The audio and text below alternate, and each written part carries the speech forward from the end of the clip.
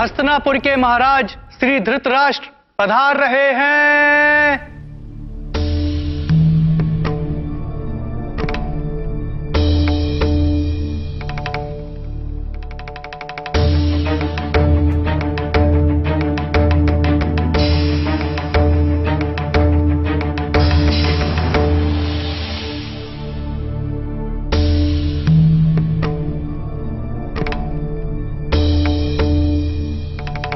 आज एक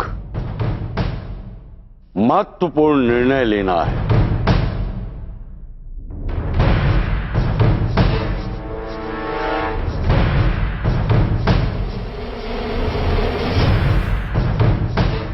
कल हमें पितामह भीष्म से मार्गदर्शन प्राप्त हुआ।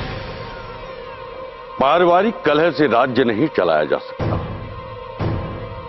एवं राज्य के कल्याण हेतु उचित एवं आवश्यक हुआ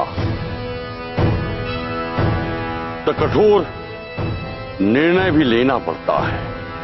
हम पितामह की बातों से सहमत हैं एवं हम भी आज एक कठोर निर्णय करने जा रहे हैं।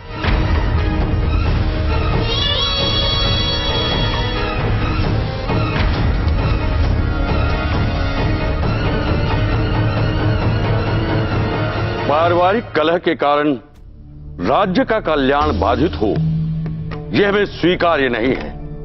अतः मैं इस राज्य हस्तिनापुर का महाराज धृतराष्ट्र परिवार के बीच पांडुपुत्र एवं कौरव पुत्र के मध्य विभाजन करने का निर्णय लेता हूं।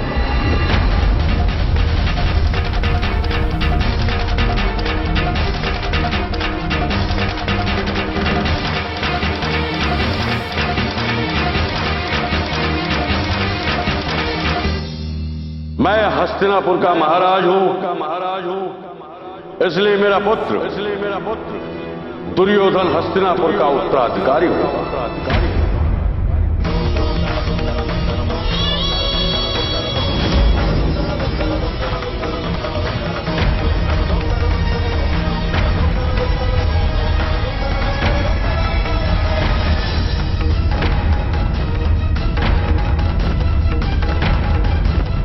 एवं युधिष्ठिर तथा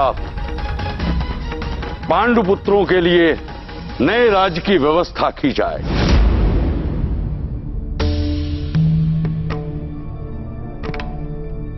मैं निर्णय करता हूं कि राज्य के एक भूभाग को पांडुपुत्रों को सौंप दिया जाए।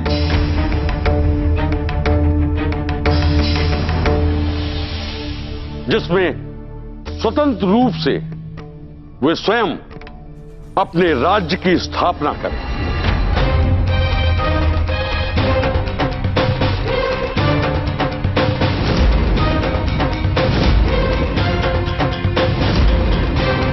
महामंत्री विदुर, हमारे निर्णय को क्रियान्वित किया जाए एवं शीघ्र पांडुपुत्रों के राज्य के लिए हस्तिनापुर में एक भूमि का चयन किया जाए।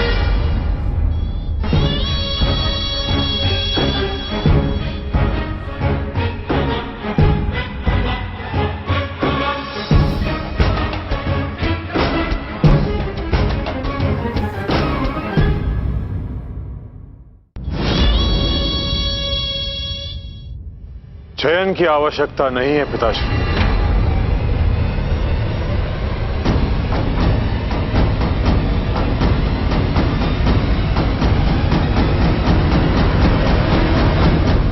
नए राज्य के लिए नए भवन निर्माण की आवश्यकता होती, अतः निर्जन भूमि चाहिए होगी एवं निर्जन भूमि के रूप में हमारे समक्ष खांडव प्रस्थ है।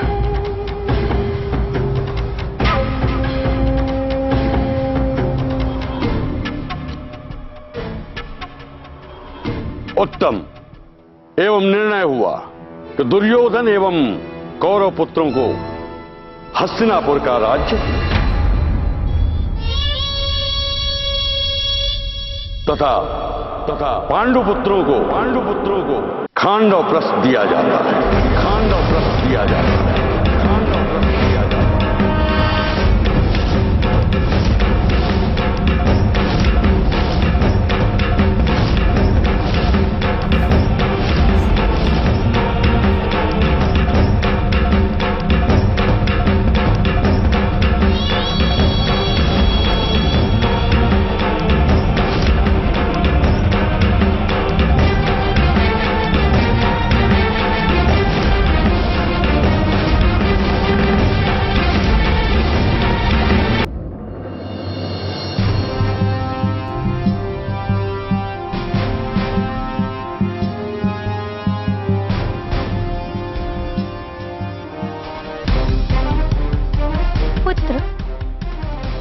अगर जयेश्वरी धृतराष्ट्र हमें स्वतंत्र राज्य के रूप में खांडवप्रस्थ दे रहे हैं तो इसमें विचार करना अथवा आपत्ति जैसी बात क्या है? आपत्ति है माता। आपत्ति यह है माता श्री कि वो धूर्त दुर्योधन एवं शकुनी भीम,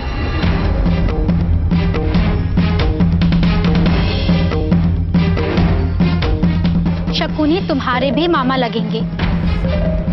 इस तरह जयेश को नाम से पुकारना उचित नहीं है। मामा वो हमारे नहीं कौरवों के हैं। और हमारे मामा कहने से क्या होगा? वो हमें अपना भांजा मानते ही नहीं।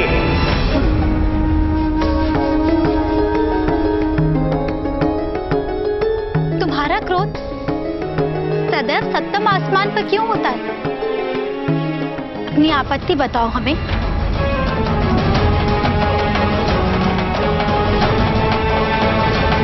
माताश्री, विभाजन के नाम पर कौरवों ने बड़े ही चतुराई से हस्तिनापुर को स्वयं के लिए रख लिया।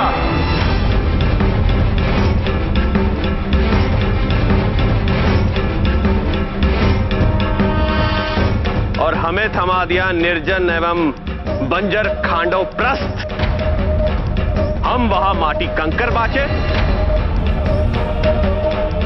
और वो यहां हस्तिनापुर के ऐश्वर्य एवं वैभव का भोग करे। इससे मुझे आपत्ति है माताश्री, है।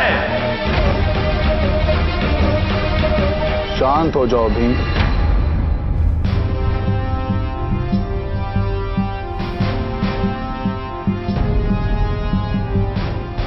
आपका क्या विचार है माता? हमें इस प्रस्ताव से संतोष है, किंतु हम पुत्रवधू की राय लेना चाहेंगे। द्रौपदी, तुम क्या कहती हो?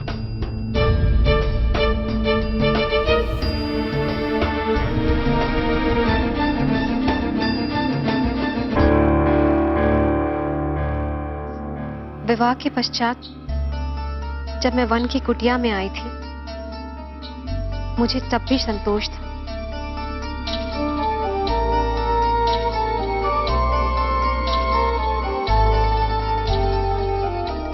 उसके उपरांत जब मुझे ये ज्ञात हुआ कि मेरा विवाह हस्तिनापुर के युवराज से हुआ है, तो मेरे प्रभु से केवल एक ही प्रार्थना थी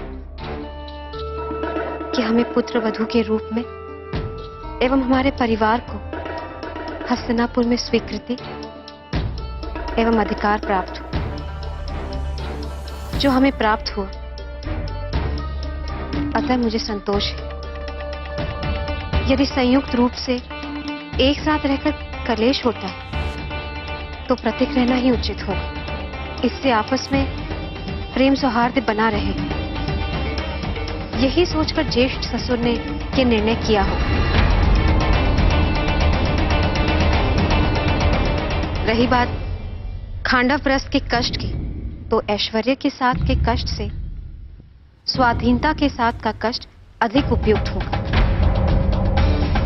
यदि हम वन की कुटिया में रह सकते हैं तो हम खांडवप्रस्थ की बंजर एवं निर्जन भूमि पर भी रह सकते हैं।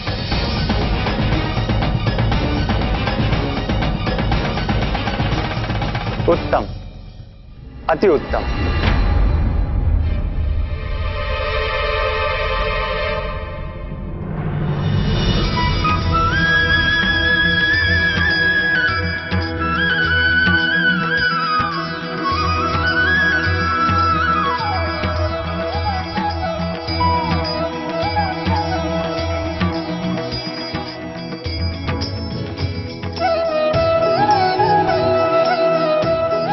कक्ष में प्रवेश करते समय हमने द्रौपदी के विचार सुने एवं हम उससे पूर्ण रूप से सहमत हैं।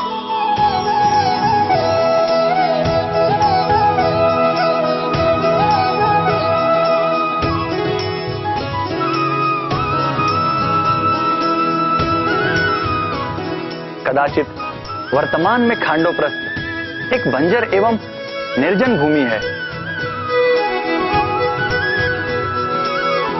किंतु हमें तुम पांचों भाइयों पर पूर्ण विश्वास है कि तुम पांचों भाई अपने विवेक, कौशल एवं पराक्रम के बल पर खांडोप्रस्थ को भी इंद्र की नगरी की तरह इंद्रप्रस्थ में परिवर्तित कर दोगे।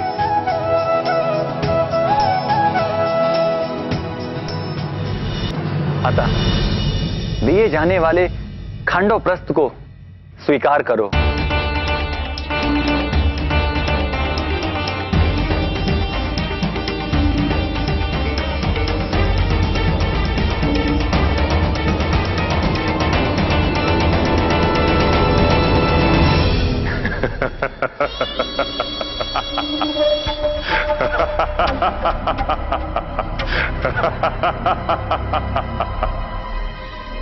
वाह मामा श्री, वाह, क्या दाव सजाया है आपने।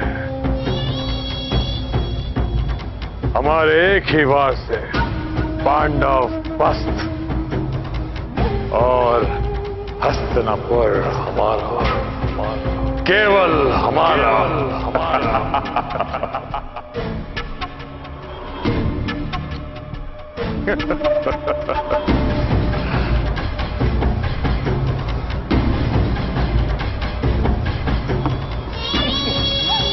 हम यहां हस्तिनापुर में राज्य, विलास, वैभव का भोग करेंगे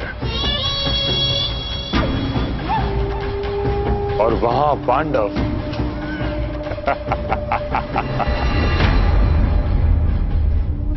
समस्त जीवन खांडवप्रस्थ में निर्धन रहकर संघर्ष करेंगे।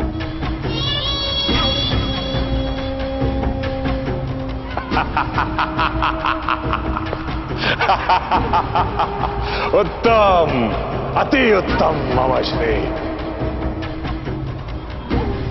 अपने मित्र कर्ण को यहां आने का संदेश भिजवाया है। आज रात्रि हम इस जीत का उत्सव मनाएंगे।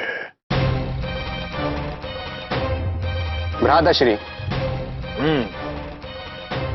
इस जीत से हम भी आनंदित हैं, किंतु इस आनंद में एक कष्ट भी है